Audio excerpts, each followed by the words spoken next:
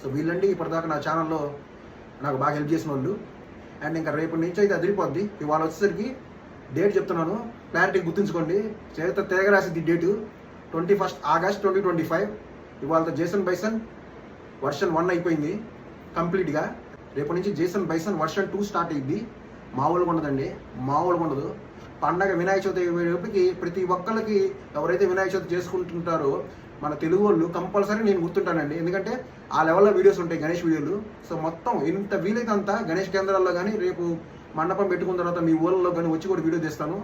So అన్ని వివరంగా చెప్తాను. ఇంకా చాలా ఉన్నాయి మనకి ప్లాన్స్. సో అన్ని వివరంగా వస్తాయి ఫ్రెండ్స్. వీళ్ళైతే నాకు ఇప్పటిదా సహాయం చేశారండి. నేను ఎక్కువగా అయితే నేనైతే ప్రశాంత్ మిస్ అవుతున్నాను ఫ్రెండ్స్.